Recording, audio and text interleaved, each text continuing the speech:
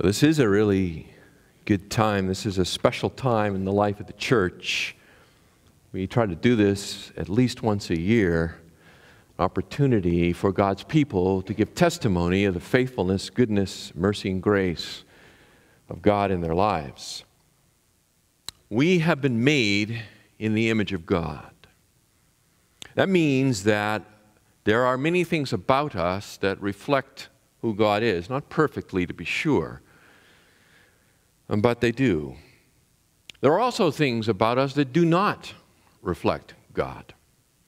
One of the things that does not reflect God is that God is not forgetful. God never forgets. But we, His people, are often forgetful. We forget for a variety of reasons, all of which relate to our frailty and or our sinfulness. Our minds become cluttered with the cares of life, and we become forgetful. For some, age and infirmity begin to overtake us, and we can't remember like we once could. But often, our forgetfulness is a product of our ungratefulness. In the first chapter of Paul's letter to the church at Rome, and he is diagnosing the sinful condition of humanity, and in verse 21, he speaks about them not thanking God. Not thanking God. A characteristic of a heart that is captivated by sin is that it's a heart that lacks gratitude. We forget what God has done for us.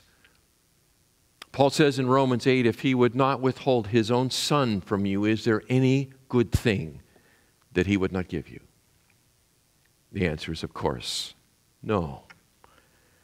The Scriptures, taking heed of the reality of our condition, both frail and sinful, contain multiplied admonitions to the people of God to remember. It is all over the Bible, Old and New Testament, over and over and over again. We are admonished by God to remember and to thank Him. Sometimes God provides for His people a memory tool, a device, a physical reality that is designed to help them remember the underlying spiritual reality. For example, in Numbers chapter 15, God, through Moses, instructs the people to put tassels on their garments. And they put tassels on their garments. Why? So that they will remember the commandments of God. When they see the tassels, they are to remember the commandments of God. In Exodus chapter 12, God gives them a feast to celebrate called Passover. And they are to celebrate Passover every year, and the purpose of the celebration is so they will remember the deliverance of God from bondage in Egypt. In the New Testament, Jesus provides a memory aid for us, and it's called the Lord's Supper. In 1 Corinthians chapter 11 and verse 25, Paul, recalling Jesus' words, speaking of what we call communion, he says, "Do this in remembrance of me." Do this in remembrance of me. Every time we take, we are to remember. These are given by God to His people as memory aids. In the book of Joshua, the people having been delivered from Egypt, having wandered in the wilderness for 40 years, and now ready to enter into the promised land, God is going to do some more amazing things in their midst. But one of the things He's going to do is He's going to part the Jordan River. He is going to dry it up temporarily so that the nation of Israel, 2 million plus people, can pass through this river in its flood stage on dry ground. And that's exactly what He does. But in Joshua chapter 4 and verses 1 through 7, It recounts God's words to Joshua to instruct the people to select one man, Joshua is to do it, to select one man from each of the 12 tribes, who after the nation has passed through the river, they're to go back into the dry riverbed, and they are to gather up a large stone, and they are to carry it out of the dry riverbed. And then they are to stack them up on dry ground in the promised land. Why? So that future generations of children might look at this pile of massive river stones and ask, Dad, who put that pile there and why? That future generations would remember the deliverance of God. Well, what we're going to do this morning is to have a few of you come and to share with us God's mercy, God's grace, God's goodness, God's kindness in your lives. And to sort of commemorate that, we're going to ask at the end of each of you to come and to share that you stack a stone here on this table in front of me. So we're going to build a little pile of stones. Now, they didn't come from the middle of the river, and they're not going to stay there forever. But they will be there this morning. And as you look at those stones, we'll have a visual reminder of the goodness of God. So let's begin.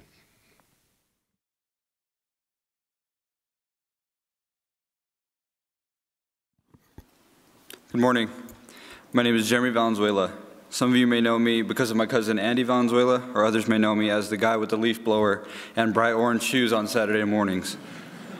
But anyway, for those of you who don't know me, hopefully by the end of my story, you'll know more about me. But more importantly, the story of a guy who was a slave to sin, but was undeservingly saved by God's amazing grace. I grew up in California and have lived in the Inland Empire my whole life. I come from a split family with many brothers and sisters, 10 in total.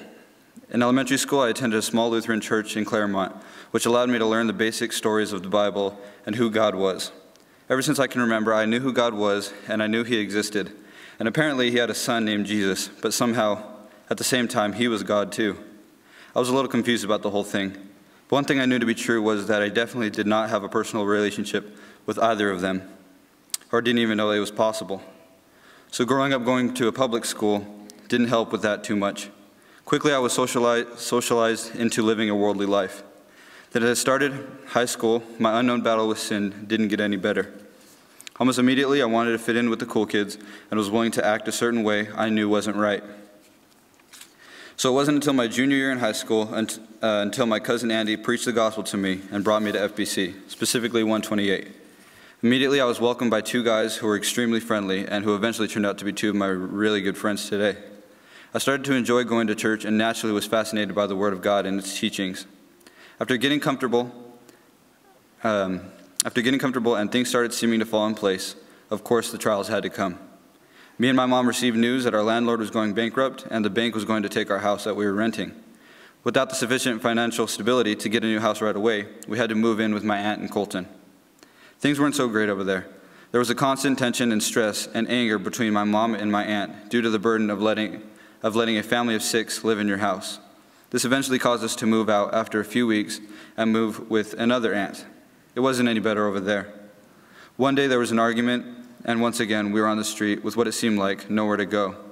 After thinking who to call, my mom called an old friend from high school, and he let us stay with him for a bit. It seemed like there was no hope left for us, or very little. Then what a surprise, on Thanksgiving of last year, we were kicked out of that house. Now we truly seemed hopeless. However, in the midst of all these trials, God reached His hand out to me, and I finally decided to give up living for myself and completely pursued to have a personal relationship with my Creator. No matter what trials my family and I were to face, I took so much relief in knowing that God has a plan much greater than we may know, and all I had to do was follow Christ with my whole heart and submit to Him, and God would be on my side. Shortly after that, I was baptized to publicly declare my faith. From that point on, we had moved with a friend from my mom's church who helped us finally find our own home. As soon as we could move in, we did. Even if it meant sleeping on mattresses on the floor with no heater in a freezing house, it still felt like the greatest feeling on earth because it was our house. One thing I found out later in the future is my mom came to faith as well because she saw how God was molding me and how much relief I had when I would trust God completely. This was amazing news to me. But at the end of the day, the best feeling was knowing that the Lord is the one who provided our house, and my mom and I both knew that with our whole heart. So from that point on, I started to attend FBC every single Sunday for worship service and 128. Today, I'm actively participating in the college group and serving in the video ministry, which has been awesome. This now led to me being the God-fearing man I am today. Nothing can even attempt to damage the relationship I have with God because of the sacrifice Jesus made on the cross to atone for my sin and give me new life. And I know I'll fail miserably, but because I can put all my faith in Jesus and let him guide me, I will obediently and happily follow. Thank you.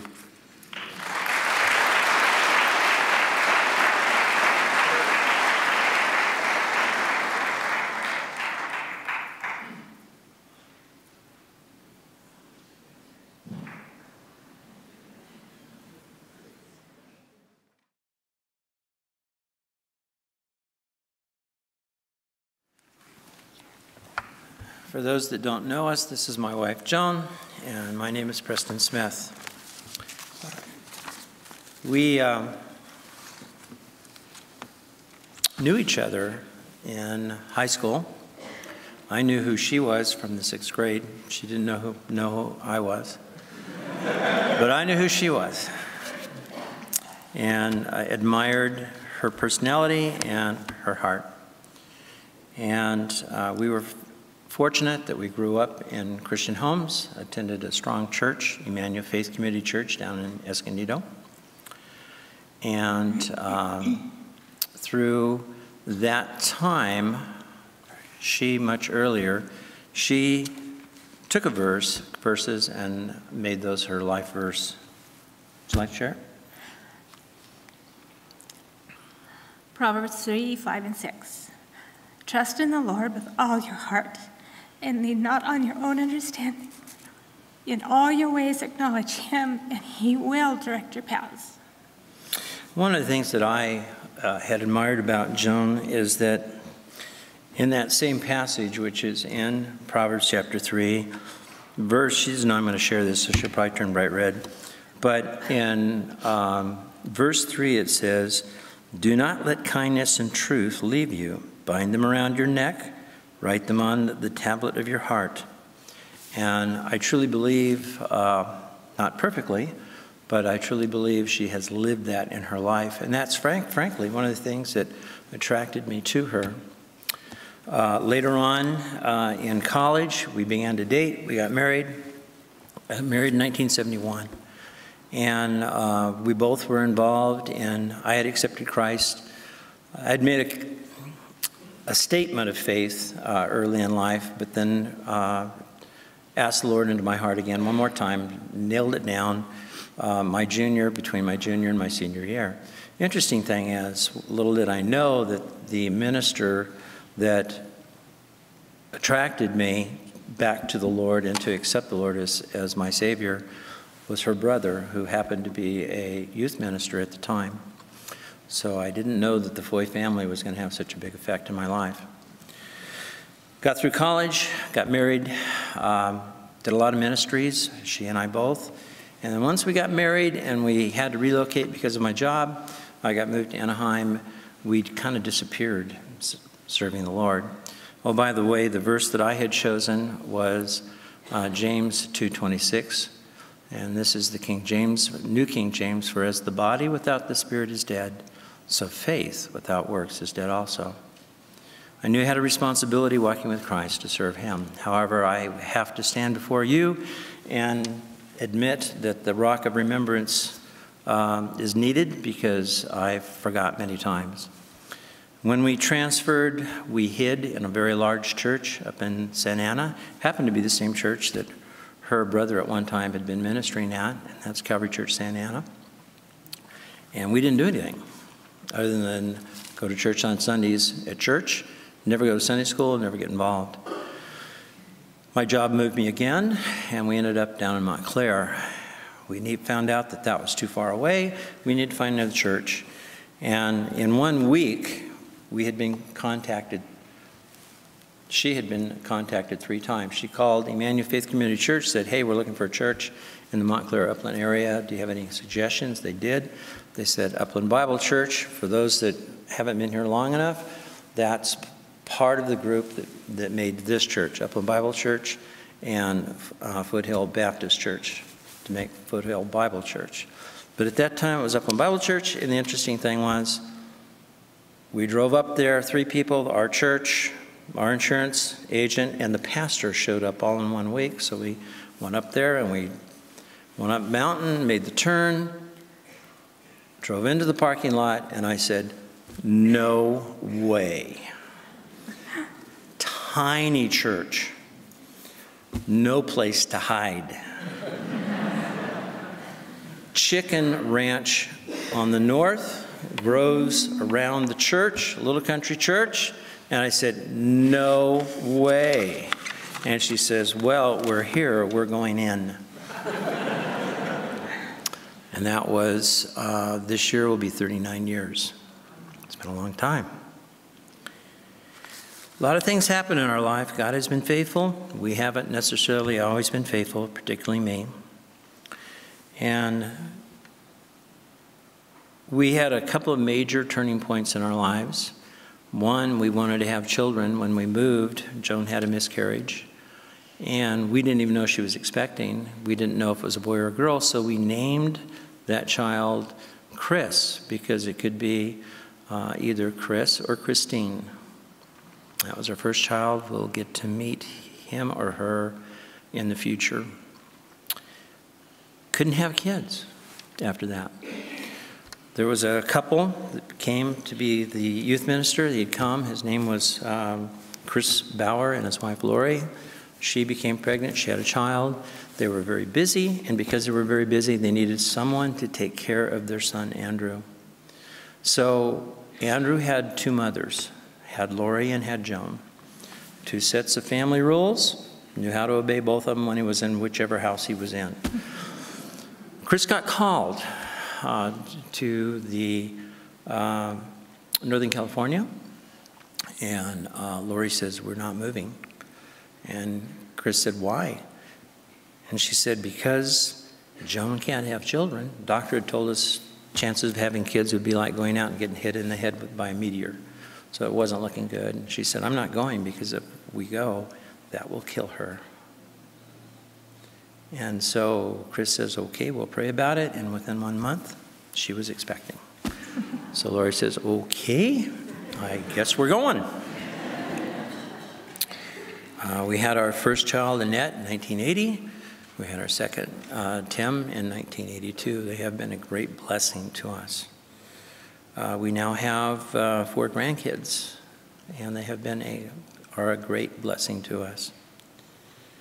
I wish I could say I always was serving the Lord faithfully.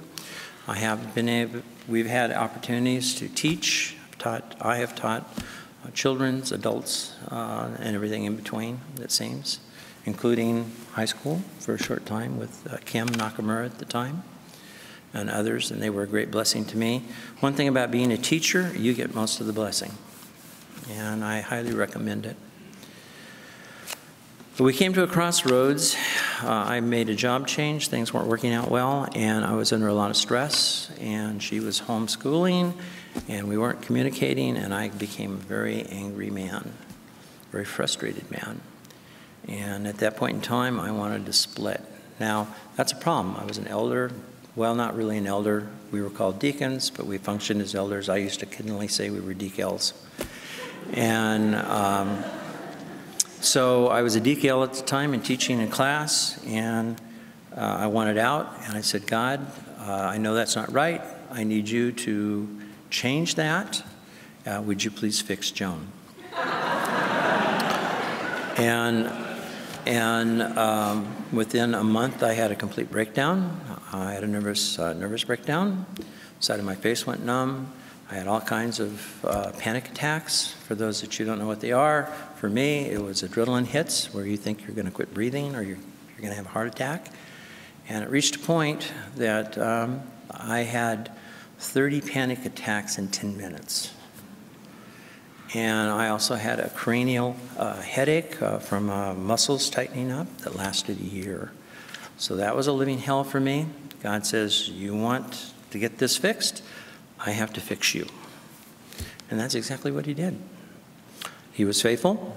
I couldn't understand at first why it was going on, and then I knew why. I remembered my prayer, and I go, okay, I'm the one that needs to get fixed, not her. And I'm standing to say that God was very gracious.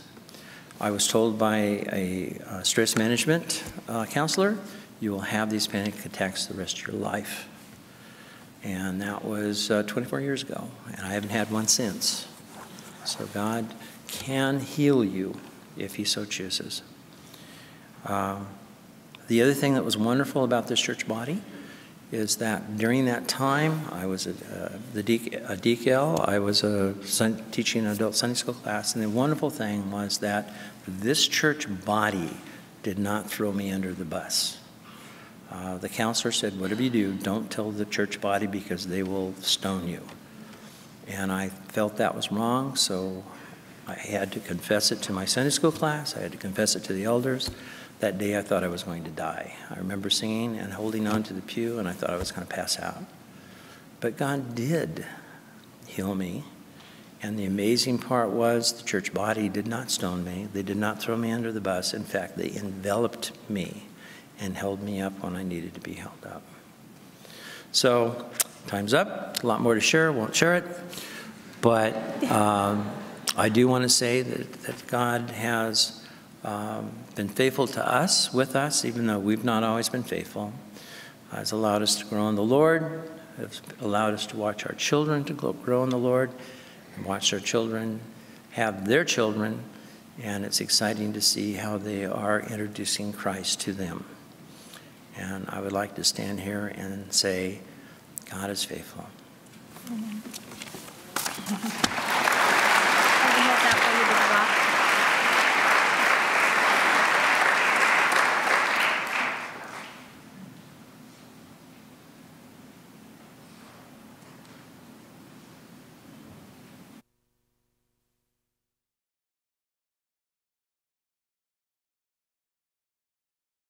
Hi FBC, I'm Christian Hultgren. This is my lovely wife, Christina Hultgren.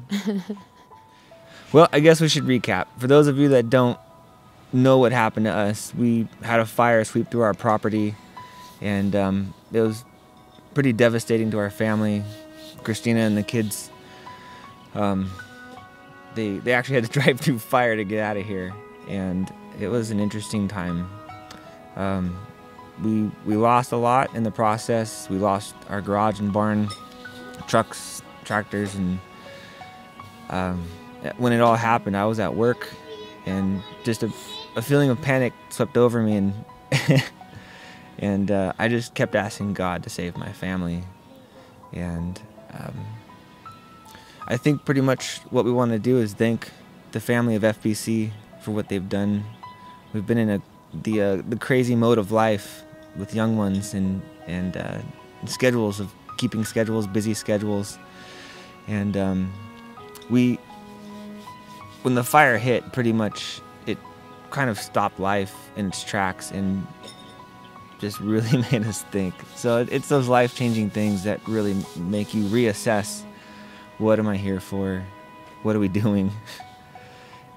And we've never experienced so much love come out of a church. We saw so many people show up for our work days we did not expect, and it brought us to tears. It really did. And just to see all the hard work done, just to help us get back on track a little bit. I mean, we're still in the middle of it. We're still going through it and working through it. But those long days that were spent by the members of FBC and even people outside of FBC will never be forgotten. Mm-hmm. We have a lot of people to invite and thank and have lots of dinners. We're just so thankful, and we see your faces every time we show up to church on Sunday, and I mean, there's so much in my mind, so much thankfulness and gratitude for the love that was shown. Mm-hmm. We did see Christ's love come through the people of FBC. Man, what a wonderful thing. Yeah. And there were those people that actually helped us. They weren't even here with us. They were actually helping us by other means. just behind the scenes somehow, Yeah. organizing food, organizing schedules, monetary donations to help us make it, something came up and it really helped us get through. So the cards we received, it's just tremendous. All of the things that have happened. We've met so many new people. Good things come from bad things, and the Lord worked through this one, where we actually got to know a lot more of you guys after this happened. So I think it was a hidden blessing in so many ways. So, we're missing a garage, we're missing a barn, but the bonds that were formed with the people, Christ's people, it has just been so wonderful to have that. We've even met more people in this area, our neighbors. Neighbors were reaching out and trying to help us, and in the process we were able to witness to them and just ask them where they're at in their life. And so hopefully those bonds will continue to grow, and we can keep working with those connections here in DeVore. Another thing that came from this is that there are people of mixed beliefs here in DeVore, just Mormon and Eastern beliefs, and they were witnesses of the turnout, the work days here. They just saw the trucks lined down the driveway. I think one day I counted 28 trucks. Yeah. How many guys was that? It's a lot of people. And one of the neighbors of another belief was just like, man, I can't believe that your church is doing that. That's incredible. So it has actually witnessed, besides benefiting us as a family just right here, it has also witnessed to the community around us. Yep. Thank you so much. Just thank you so much.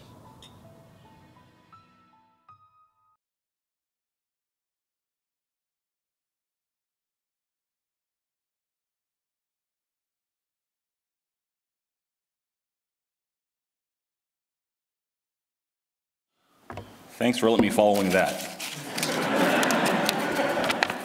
I had a joke, but I can't tell it now.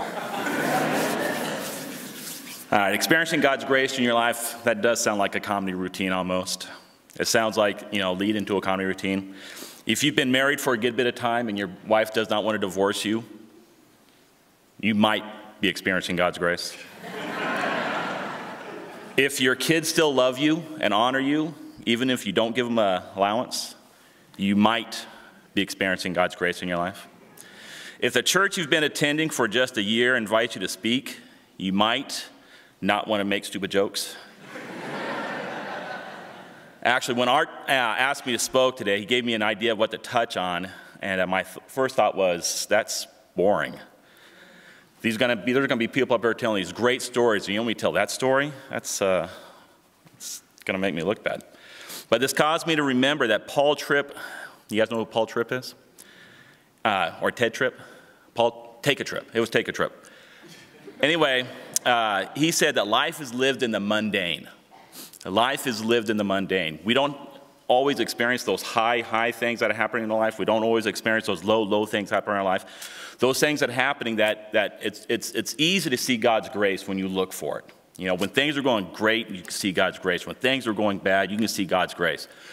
But when things are just going, it's hard to see God's grace. And especially for me, because I seem to get into the mode of automatic, because I kind of get the feeling that I'm doing it myself. But it's in those times that God is great, because that's where we spend most of our lives. No matter where your mundane is, some of you guys live these vibrant, exciting lives, much more than I do, but you don't climb mountains every day. So you do have mundane parts of your life. And it's in these spots where it's hard to see God's grace, but it's there. It's there all the time, and His grace abounds even in the mundane. It is one of these places where Art asked me to touch on, and to be fair, Art did give me a couple of ideas, but I'm kind of a boring guy, so I chose to talk about how we experience God's grace in finding Foothill. By the way, I didn't introduce myself, did I? My name is Julianne. And this is my lovely husband. No, I'm Chris, and this is my lovely wife, Julianne. Anyway, so we left our former church because it got to the point where the distance was just too great. It was too hard to stay connected. And as the years went by, we found that we knew less and less people. and we felt isolated and disconnected. We knew it was time to make a change, but to be honest, it was me. I was afraid because I was really connected at this other church, and I was just afraid to start all over. You know, because being new stinks. Building relationships is hard. And I didn't think a new church would appreciate my type of humor. And they probably already have a big, ugly, bald guy. Where's Ray? Hopefully he's not here.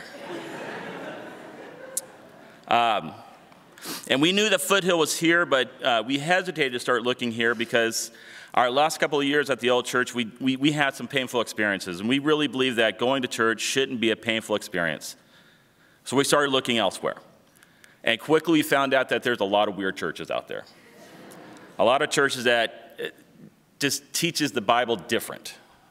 And that's all I'll say about that. Throughout this process, we consistently sought after God and trusted him that he would lead us where he wanted us to go.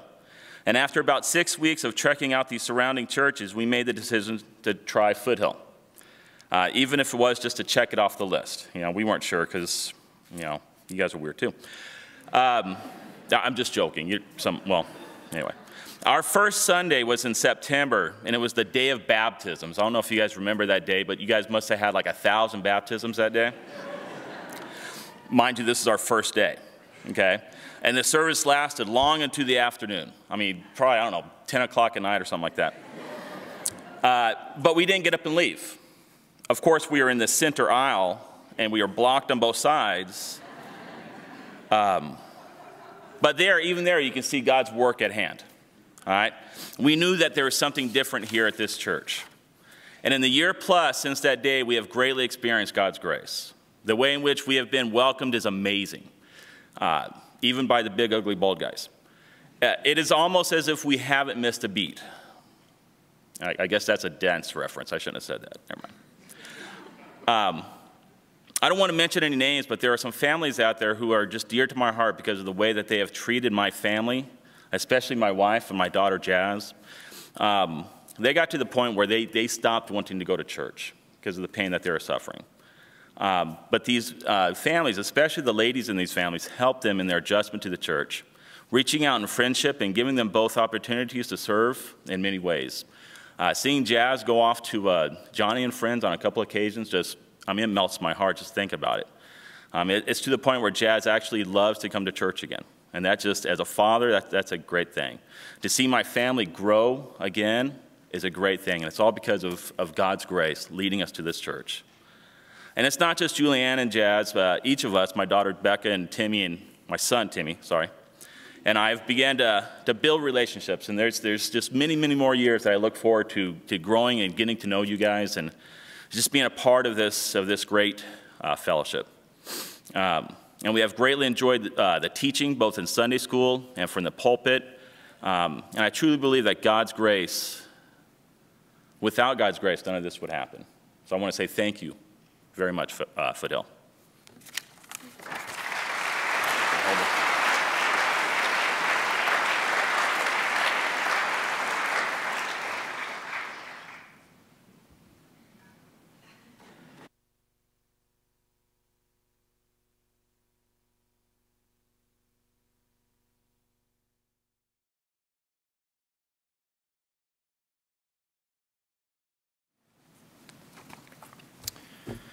Good morning, friends. Becky and I'd like to share with you a situation that happened to us in August of this year, 6 days after our daughter Brianne was born. Brianne was born on Tuesday, August 12th, and I was taking some time off work with her after her birth. On the following Sunday night, I planned a daddy sleepover, which is a night where our 3 boys and I sleep side by side on the floor between the beds in their room. We've had a sleepover like this close to a dozen times up to that point, and we're ready for business as usual. However, due to some mischief from our oldest son, I decided we would postpone the sleepover to the next night. When the next night arrived, I remember telling the boys, "You guys are getting too darn big. We're moving our sleepover to the living room tonight." So after the standard flashlight fun and a little reading, we hit the rack around 9 p.m. in our now much roomier campground, which is located next door to the boys' room in the living room. It was the first time we slept outside of their bedroom for a sleepover. About 2.5 hours later, I woke to something that sounded like an explosion in the next room, our boys' room. I sat up half asleep and heard and felt the walls of our house shaking hard, as if we were having a large earthquake, but at the same time accompanied by grinding gears, screeching tires, breaking wood and glass. It felt like the whole side of our house was being torn off. I ran into our bedroom to get my pistol. Given our location, center of a quiet community, speed bumps, etc., I thought it was unlikely that this was simply an accident. As I approached our boys' room, I'd like to tell you I was reciting the fruits of the Spirit: love, joy, peace, patience, kindness, etc. But that wasn't the case. I was pretty riled up, and I was ready to show whoever was on the other side of the door they picked the wrong house if necessary. When I opened the door to their room, I couldn't believe what I saw. Whoever was there was gone, and so was the corner of my house. A couple of my neighbors called to me and said they were going after the person responsible, so I didn't really have to take care of that. I didn't know all the details, but essentially someone had just driven their truck through our son's bedroom and into our backyard, backed up over and through the rubble the way he came, and then drove away. Becky came out to see what happened with our new baby in her arms, and that was pretty difficult to see. And I asked her to get a head count of our 3 boys in the living room. Sometimes during sleepovers, our boys would get back into bed sometime during the night, and they hadn't. Interestingly enough, our 3 sons slept through all the commotion and were still asleep in the next room. Turns out a local guy in his early 20s had been drinking heavily at a party just around the corner from our house. Some of his friends were walking through our neighborhood when it happened because one of them lived a few hundred yards away. My guess, he was trying to drive to his friend's house. He came up a few hundred yards short. Becky's parents came over to help with waking up our boys and telling them they were going to continue the sleepover at their house, which is true. We didn't want to lie to our children. Becky left with our children and dog to get them away from the mess, and I stayed home. For the rest of the night, we couldn't stop thinking about what might have been. Had the accident happened on any other standard work night, Brian would have probably been killed, being that the driver drove directly over his bed, leaving his headboard and stuffed animals scattered in our backyard. Any other daddy sleepover night, some if not all of us would have been killed or seriously injured because we would lay on the floor crossed between the bunks. If he didn't get us driving through, he most likely would have on his way out. Beyond that, I started thinking about how I might have reacted if I'd walked into their bedroom with my pistol after he had possibly killed some or all of my children. Would I have showed him grace and mercy? I don't know. But what I do know is this: we've lived in that house around 2,000 days, and on just about every single one of those nights, little boys have slept in that room. By God's grace alone, they didn't on that night. Instead of a horrible ending, everything went as well as it possibly could have. No one in our family was killed or injured or even traumatized by the event, except maybe my wife here a little bit. The young man who crashed into our home undoubtedly caused himself some serious trouble, but again, by God's grace alone, didn't completely destroy his life by taking one. When I returned to work, some of my coworkers couldn't believe how lucky I was, and one, a friend, even complimented me on my incredible intuition.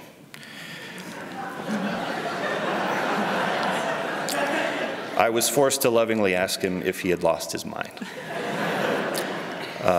Friends, we are of course overjoyed that this did not have a terrible ending, but so much more grateful that our gracious and merciful God has opened our hearts to the gospel and given us the eyes to see this for what it is, his incredibly awesome providence at work and not simply random chance. I just ask that each of you, when you have a moment, pray for the soul of the young man involved in the accident.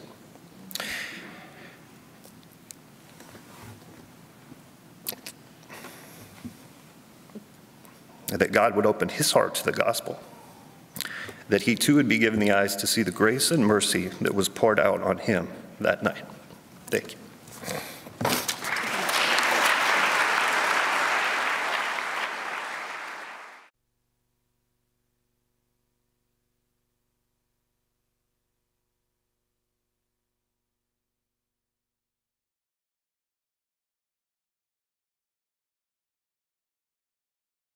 Hello, wonderful FBC family. My name is Rob Benke, and this is my wife, Cindy. We've been members of this church for about 5 years. The Lord led us here through some difficult times as growing believers. We are small group leaders in the Young Marrieds group. We're one of the small group leaders. We cherish those relationships with those group members. We are thankful for this church for putting us in a leadership position and trusting us with shepherding a small flock of individuals. What we'll be talking to you guys today is just giving you our testimony, letting you know the ways that the Lord's been working in our life, the way He continues to work in our life, and some of the events that have happened since last holiday season. It was actually a year and 3 days ago that we said goodbye to our son, Grant. He passed away in a routine surgery. He was getting his head reshaped. It's called craniostenosis, where the sutures in his skull prematurely close and they need to open them. So it's less than 1% fatality rate, and we had no expectation of him passing away. We were nervous for the surgery, but we had been faithfully praying, and it was a huge, deep valley of fear and terror when they told us that he had passed away. So that was a year ago. 10 days after that, my father, who many of you know, K.R. Dennis, unexpectedly passed away of a heart attack while we were at a family vacation. Again, this was something that was completely unexpected, like the passing of Grant, but that's something that the Lord providentially placed in our lives during that time, knowing that His work as a father was completed, and the things He had taught me, the wisdom He had given me, was now mine to pass on to my children. Amidst all the suffering that we have gone through, we've seen God's grace. We have seen firsthand how faithful and powerful and loving that He is towards myself and Cindy and our daughter Parker. Everybody grieves differently. It's just a fact of life. We're not saying that our way is better than anybody's ways. What we're saying, or what we will be saying in our testimony, is ways that have helped us as a family, us as a couple, grieve the loss of both our son and father. So first I'm going to talk about building the foundation, things that we did in this church when we decided to go all in, and then Cindy will talk about staying close to the church body through the fellowship. So it all started over 7 years ago. Me and Cindy were not married yet. I was attending here, she was attending another church, and we decided to make FBC our home, primarily through conversations we had with Pastor David during our premarital counseling. We realized that FBC was the place where we wanted to make our home church. We were in agreement with this before we were married, and we began attending again over 7 years ago. Well, at the beginning, it was show up at church at 10:30 and leave at 12:01, and 50-minute sermons were very difficult for us. There was a lot of late nights on Saturdays, late nights on Fridays, and not making church a commitment to our life. We were not committed at all. We started to open up our hearts more to the sermons, more towards what Pastor David was preaching about in his sermons, and decided that if we were going to make this our church home, we needed to spend some serious time and put some effort into making that happen. So what many of you know about this church is that a lot of people serve here, and that's one of the areas we decided to begin at. Cindy in the choir, where she met a lot of good friends, and me as an usher, where I had the opportunity to interact with the church family weekly, face-to-face, and shake everybody's hands as they were walking in. As we began doing this, we quickly figured out that we loved serving. It was an area of immense joy for us. It was something that we enjoyed doing. And we decided that we needed to find out more ways to do this. So we started attending what was then the Coram Deo Sunday school class, and were challenged and pushed here through some difficult times of showing up, not showing up, showing up, not showing up, to come to be faithful members of the class. And we owe a lot of that through the counsel and wisdom of Pastor Vince and Gabrielle Nicotra. We also started establishing relationships with the church body through all ages, through an oikos group with Simon and Jessica Pernitis. Again, that was something that was very difficult for us because it forced us to allow other people into our life and forced us to be involved in other people's life as well. We started building relationships with believers of all ages. The way that oikos groups used to function is there'd be older members, younger members with no kids, singles, little kids. It was a whole group of people, and we started building these relationships and begin to walk in obedience and suck up information like sponges. People invested in us during that time, and we wanted to put our investment into other people as well. So we started doing Bible studies. We started book studies with more mature believers in the congregation. We let people to lovingly correct us and train us and encourage us what the biblical roles of marriage should look like. Mm-hmm. We wanted to reflect the Christ-church relationship in our marriage as well. So everything was going good, but we still didn't feel fulfilled because we had no children, and we had been married for a couple years, and we had been trying to have children, and the Lord was not ready for us to go through that yet. Not until we opened ourselves up to the small group did the Lord answer those prayers. After a year of trying, we finally came to our small group, our oikos group, and let them know the struggles we were having, and they began to pray for us. And we were blessed with a daughter, Parker, who many of you know. Many of you saw us go through the struggles with her, the suffering that we had to go through when we were first became parents. Parker was born 2 months prematurely, had a 4-month NICU stay for some issues that she eventually grew out of. So it was a blessing that we were able to take her home after 4 months of the NICU. When she came home, we had a different life than most parents with newborn babies. She was on a G-tube. She took all of her meals in through the G-tube. She was on an oxygen tank, an apnea monitor. We had a lot of specialty doctors that we had to follow up with. And we quickly learned our expectations are not the Lord's. And we needed to rely on Him every day in tangible ways. And we needed to give up all control that we had. Another thing that's really stuck out to us this last year is just being able to grow, you need to stay close with the church body. And we realized that our marriage needed the church and will continue to need the church, but we also are needed by others. And we never fully grasped that we're all members of the body, and God works through the unity of the body, and each member is needed. Some ways we've learned this is, yes, we were very heartbroken. It was awful. There was times where it seemed like tears could not stop falling.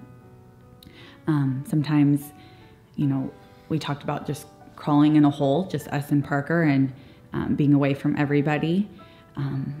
But in the Lord's grace, having Parker, we were forced to live, forced to teach her about life still and continue, and teach her about who God is and why we were sad and why we were feeling the way we were feeling.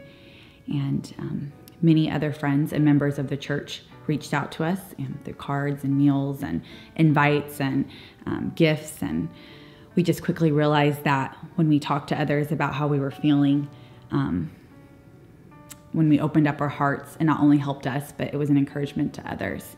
And true fellowship allows people in, as Rob was saying. And it would have been easier on many levels to just stop and to shut out. And the Lord sovereignly placed people in our lives that cared about us and forced us to be vulnerable and wanted to ache with us and encourage us.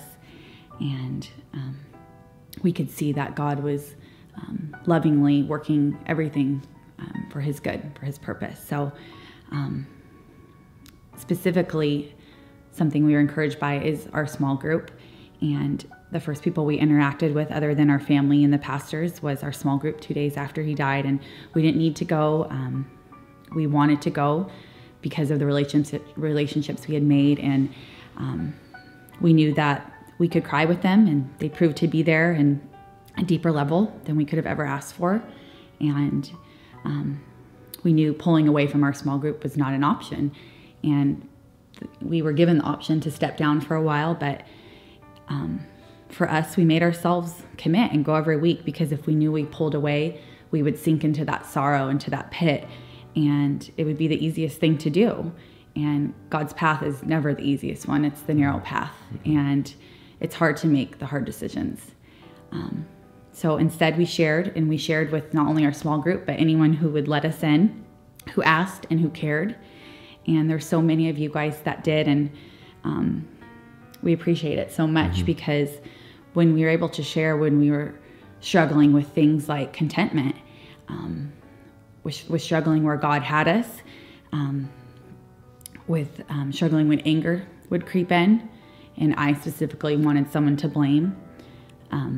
4 months after Grant died, we had a meeting with doctors to try to clarify why he passed away, when all the medical field showed that he shouldn't have died in something so routine.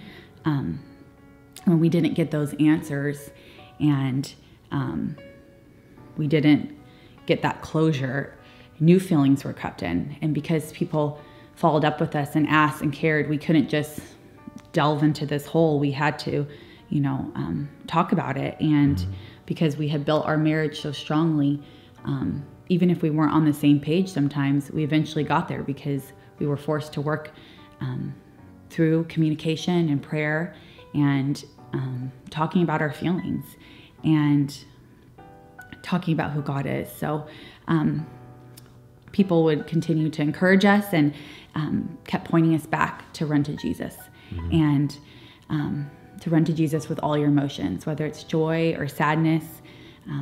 Don't be angry with the situation, because who allows the situation? God.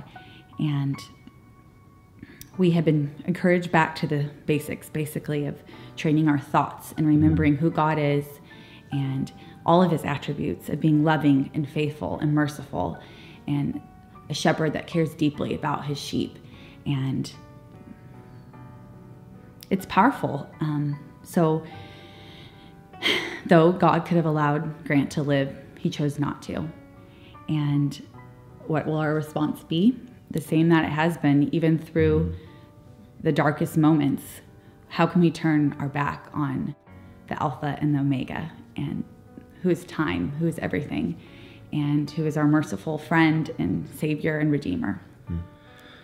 So now, friends, FBC family, as we continue to understand more of our roles as believers and our role in this church as part of the family, we understand a few things a little more clearly since last year. So first, we completely understand that God allows suffering. He allowed suffering into our lives. Sovereignly, he placed it there for many reasons, some of which we may never see. One of the first thoughts that went through our mind after Grant passed was, we need to use this as an evangelical tool, as a way to spread the gospel far and wide, because that's why the Lord helped us to go through this, because he gave it to me and Cindy as something he wanted us to change in our lives. And although that's true in a lot of ways, we don't know. We've heard stories about people being touched by our story, and people being having life changes, but we don't know the truth. But we know that everything he does is purposeful, and everything he does is good. And we don't have to know. It's not ours to know. It's his. The Lord wants us to turn to him in these difficult times, and it was never an option for us to go the other way. And we believe, like most of you, that God answers specific prayers in his own timing. So since Grant passed away, we've prayed every night with our daughter to bless us with a new child, and the Lord did not answer those prayers for many months. But now we're overjoyed to find out last month that Cindy is expecting our third child, and we will once again be blessed in that way. So we love you all very much. We cherish the relationships that we have built. We're sorry that we could not be here. I'm probably at the top of a ski lift in Utah somewhere, so try not to be too jealous. Thank you for listening to our testimony and God's goodness in our lives.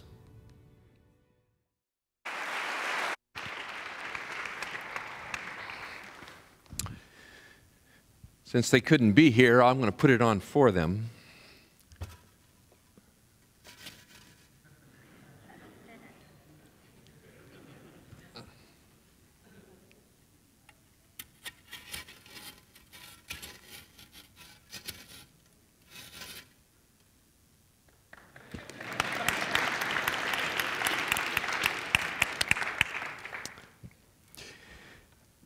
You know, we all have a testimony.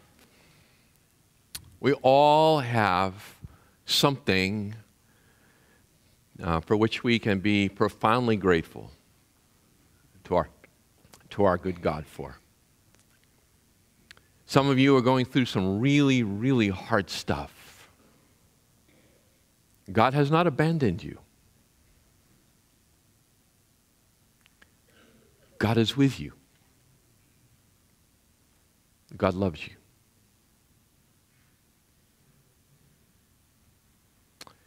God sent His Son into the world, the Lord Jesus Christ,